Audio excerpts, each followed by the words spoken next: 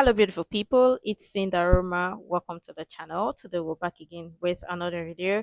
This is from the channel The Art of Dialogue. Title is Jindil breaks silence on Cassie's shocking claims on what Diddy forced her to do with other men.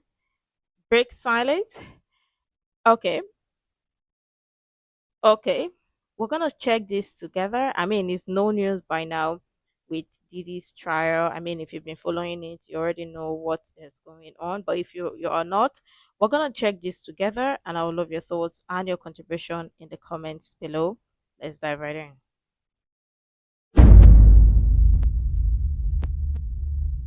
Gene Deal, happy to have you back on the platform, man. Man, we've been here, done that. Let's do it again. Yes, indeed, man. We got a lot to get into, man. It's a lot going on this week. The first week of Diddy trial. I got to get your opinion on that. Yeah, man. It's a lot of people giving opinions now.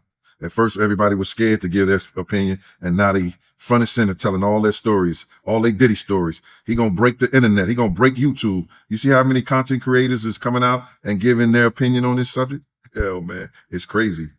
Yep. So I guess you got a couple of questions for me right now, don't you? Yeah, man, I got a lot to ask you. All right, man. Hey, before you get started, man, I know most of this stuff is going to be about the trial and everything like that, but I just want people to know that I want to say something regarding the whole trial that came out that I thought that was significant. And another content creator had somebody who came out and spoke on this stuff, and this is about D-Rock. I did a whole, you don't mind if I do this, Mighty, right? No, break it all down. You got all the time in the world, man. All right, thanks, brother. I did a whole show. It's called The Biblical Betrayal of Biggie Smalls, where I lined up whatever happened to Big that night that week, and how it got played out and where he lost his life. When I said that D-Rock and Puff had Big go to that party. Now, it came out in the trial about D-Rock. Cassie was mentioning a lot of stuff about D-Rock. It's a couple of stories I knew. One, D-Rock told me the story. You understand? When I first was trying to get in touch with Puff. And two, I heard what Cassie had said. But I don't want to address that because I don't know your line of questioning. But I do want to address this, that D-Rock is the one who got Big out the room. And that's when Puff had took D-Rock about all day, and me and Big was in the Winnebago together talking about his whole life story. Big told me his whole life story. I told this 1,000 times, brother. But in the trial, Cassie had said something about D-Rock being head of Puff security after I had left. You understand? And that's when D-Rock had came home. You understand? They all moved out to California, the whole 9 yards. Now, D-Rock let Puff trick him. I don't believe that D-Rock was that sinister and knew what he was doing. I can't believe that he knew what he was doing and getting Big to that party. I knew that Puff may have promised him something. Puff may have promised D-Rock something to help him get Big to that party. Because for some reason, Big had to be at that party because Puff is the one who, and you'll see in Kirk Burroughs' papers, that Puff is the one who scratched out Big trip from going to London, and then turned around and lied that Big didn't want to go to London, which was a bunch of crap. You understand what I'm saying? Because he asked Clark Kent to go to London with him. He asked Clark Kent to go to London with him. And Clark Kent was going to go to London with him. God bless the dead. You understand? Clark Kent told that story. Now, in this trial, Cassie was telling how D-Rock and Puff was trying to line Suge Knight up. But like I said, I'm not going to get into that right now. I'm just going to get into the fact that D-Rock has been with Puff since Big died.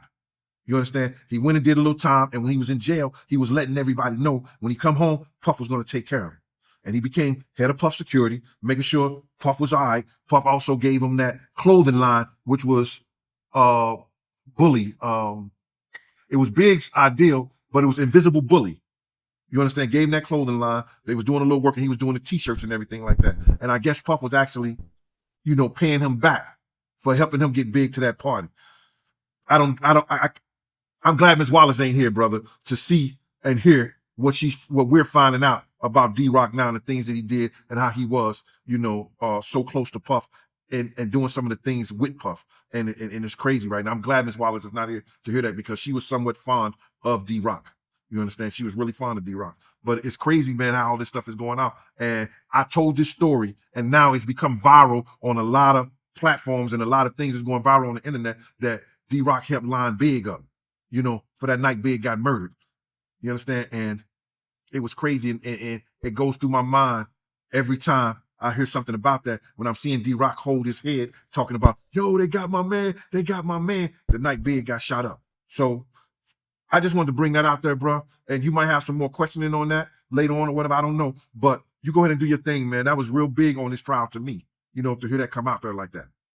Wow, man. But speaking of Suge, Cassie Well, speaking of this, like interesting details and things do happen in Hollywood, and obviously, or in celebrities' life with their lifestyle, and obviously, we keep saying this. People shouldn't be shocked or surprised because if it's in the movies, it's in the music videos, it's in the songs as well, then don't you think that there are some people that will take it out and start living that type of lifestyle?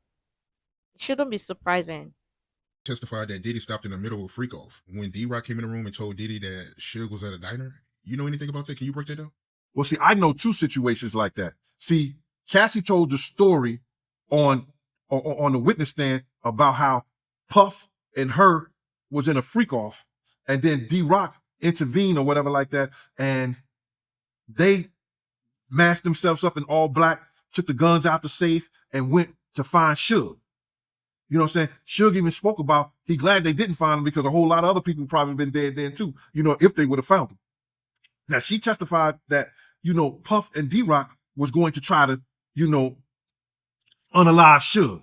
You know what I'm saying? Now, what I do know this, me and D-Rock had a conversation about why he's so close to Puff now. You understand? And he told me he was in a diner, Mel's Diner. I guess it was probably Mel's Diner. That's one of the diners that stay late open in California. He said that he was trapped in there and he ain't have no burners or nothing on him. He ain't have no guns, no nothing. He said he called Puff. Now, this is a story coming from D-Rock. He said he called Puff and Puff came there. But if Puff would have came in the diner, they would have known something. He didn't come to the diner. He sent Cassie in there with the burners. And Cassie gave D-Rock the gun in the diner. Now, this is coming from D-Rock. The story Cassie told is that it was a whole different story from what D-Rock had told me, because D-Rock said he was in the diner himself. And Puff came down there with the guns, sent Cassie in there and gave him one, and was outside waiting on him to come outside. So that's the story that I knew, and I had already said that and expressed that in one of my shows before. Now, the story Cassie told, it was like she saw D-Rock and Puff both put on black and went to go unalive Suge. So those are two different stories that I know of.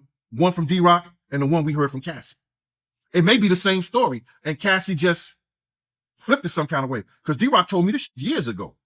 And then maybe Cassie just, flipped it in a certain kind of way because she took the gun to D-Rock, according to D-Rock. Crazy, man. But to get into this lawsuit, right, Cassie, she testified that Diddy would force male escorts to urinate in her mouth during freak offs. My man, that's a touchy and a difficult subject when you're a man and you have daughters. You understand? And that's why we as men need to play a prominent part in our daughters' lives, because you get men like this that's got this corrupt and devious minds that they don't respect womanhood.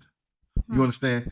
That's some nasty, perverted things that you want to have somebody urinate in the mouth of somebody who going to be talking to you in your face, who going to be kissing on you, who going to be eating food with you.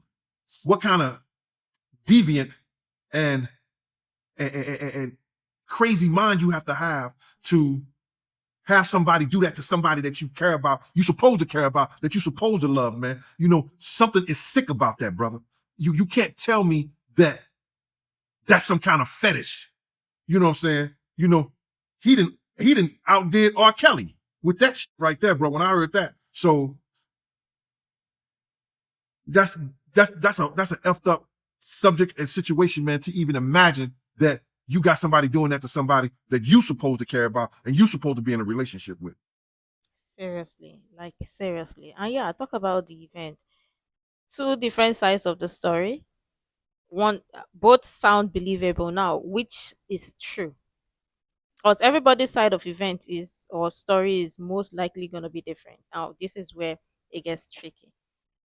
But talk about these sick things that Diddy and Cassie supposedly do, allegedly did, with the freak off and all that jazz. It is sick to even think of it, to even imagine it. It is sick. And we have to be honest, like sick, sick, sick. Yeah, when I heard that, that was crazy to hear. Disturbing, man. You can't make this shit up, bro. At all. This is made for Triple X TV. The stories that we're hearing about the things that Cassie has done, and we got these people out here believing that, you know, she made this shit up. She ain't did this with nobody. I ain't seen not one of her ex-boyfriends. I ain't seen not one of the people that she dated in high school or none of that stuff come out and say that she was doing that way before she got to Diddy. So it is disturbing, bro. It's disturbing that he could brainwash her to the point whereas that she believing that she pleasing him and all his fetishes and everything by doing some that she's doing for him, man. It's crazy. Yeah, she testified that Diddy, he'll rub male escorts cum on his nipples. That's crazy, man. Bro, what do you want me to say about that? You know, that's some nasty perverted you know what I'm saying? Bro, when you that high and you into that, that's the, to me, that's the demonic, bro. That's some old crazy otherworld excuse me for my language. That's some crazy otherworld stuff that people in their right minds don't even think of stuff like that, bro. People that's not in a whole sense of being perverted. That's triple X type of shit, man. That's stuff that normal people don't even think of, man. How high do you get that you want another man juices rubbed on you after they done ejaculated or come on your girl? How high do you get for that shit, bro? I always This, like we've already said it, this is not normal. No normal person or normal people don't do this. Just in case people out so from anywhere want to think like this is normal.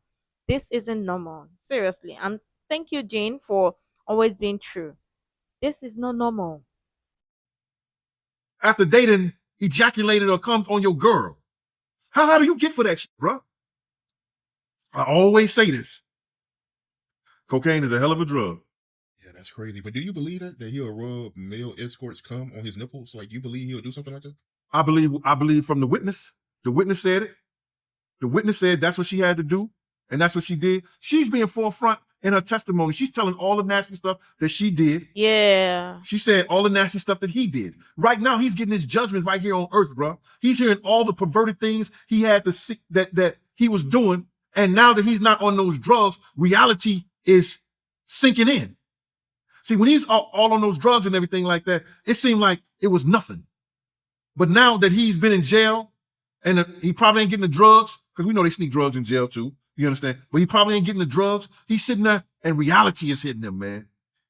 He's seeing all the stuff that he was doing, and it'd probably be a time that he break down in court, some kind of way. Yeah, she also testified how Diddy had an inflatable pool in his hotel room where he filled it up with baby oil for a freak off.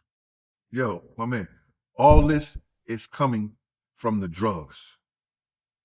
You put an inflatable pool in a hotel, you take baby oil and you fill it up, and you watch your girl get smashed out by a male escort that you didn't pay to come in to have sex with her. So you could get his semen and rub it on your body and watch. And man, come on, bro.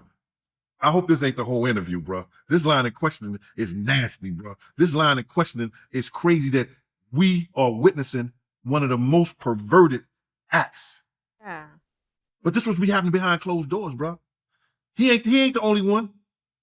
He probably been to other parties like that. He probably True. It's nasty and he's not the only one. He learned it from somewhere. Obviously, lots of people do this. You remember there ain't no party like the Diddy party, right? Somebody once said that. And you all know who. perverted acts.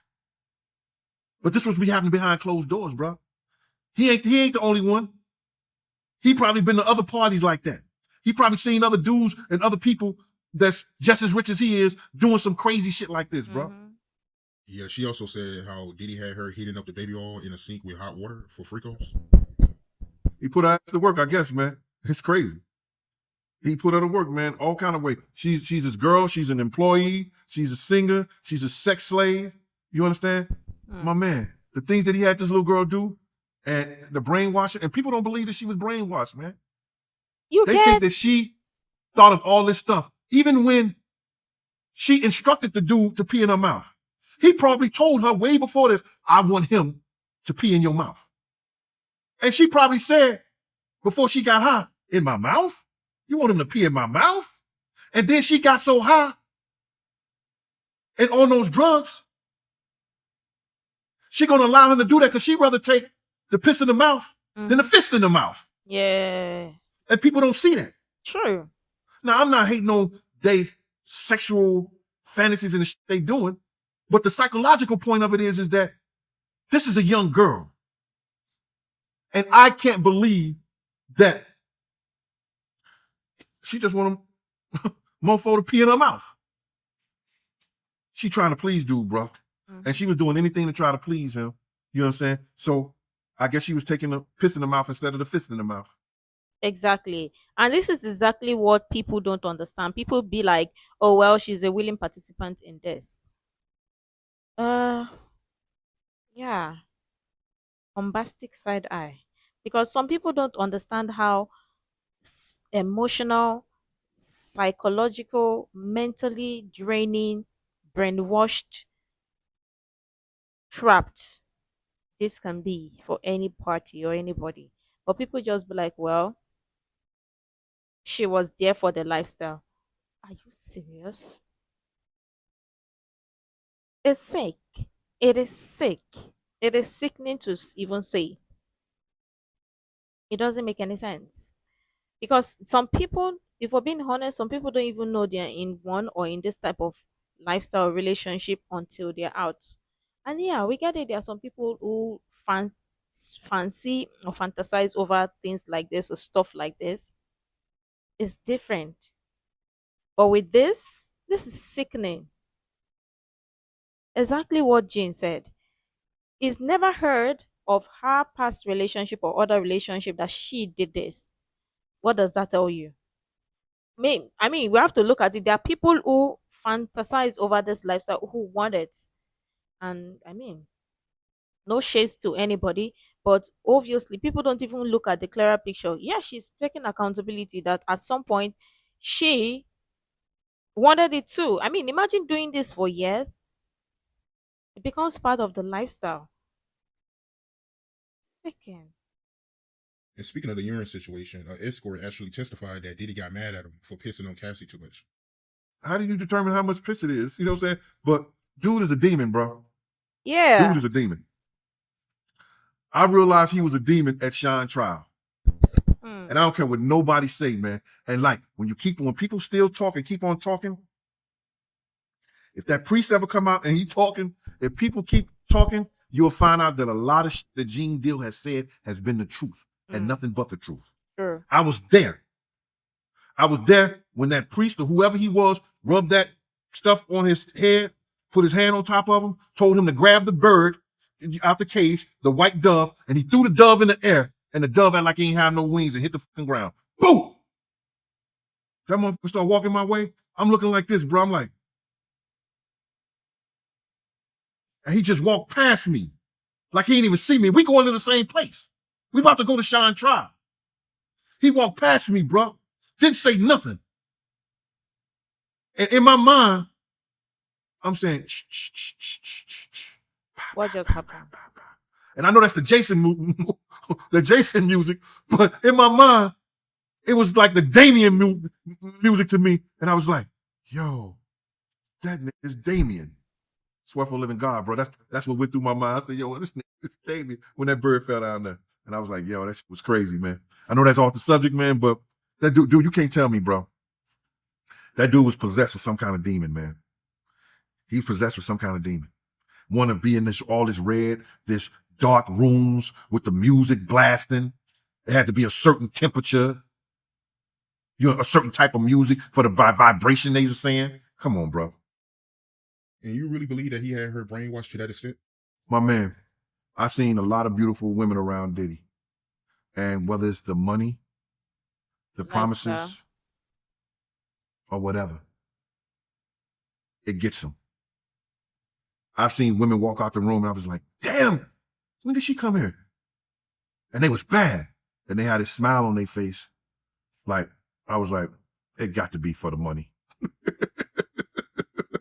It's got to be for the money or whatever, or the status, or to be somewhere. Yo, she had a 10-album deal, brother. And I don't even think she put out an album. Mm. And she wanted to be the next star. She could have been Aaliyah, like Aaliyah.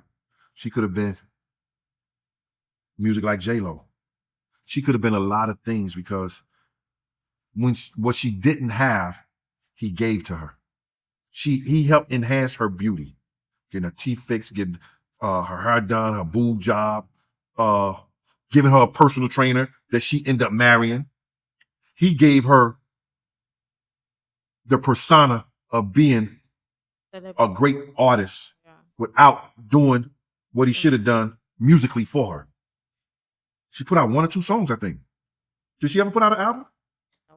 I don't think she put out one album. So, yeah, she put out an album. She put out an album? Yeah, 1. Okay. 1. 9 more to go. But the things that she did in order to have that deal, it came with her soul being tortured, probably for the rest of her life, man. Yes. I'm glad somebody is calling it for what it is and speaking the truth or saying the truth, because lots of people really, really don't want to see this and call it for what it is. Because yeah, there are some people that are there for the lifestyle, for the career, whatever. I mean, lots of ladies at that time wanted Diddy, right? Or wanted to be with Diddy and all of that. But all of this craziness is crazy. And the emotional manipulation, brainwash, and all of that, it is real. And obviously, people be like, "Oh, she should have spoken up, or she should have left." Um, yeah, because if she had left, or if she has spoken up, would anybody believe, or would people have believed her before or initially? Of course not, because I mean, it's Diddy, and nobody would have, because he's big name at the peak of his career. Who would have? People wouldn't. Only to realize that, oh, now maybe people would have said, oh, she spoke up before, but they didn't listen. But here we are. It's demonic, crazy. But again, I'm glad that somebody else is calling it out. He's been speaking on this for years. And yeah, let me know what your thoughts are in the comments below. Make sure to like, comment, share, subscribe, and all that stuff. And until next time, see you in the next video.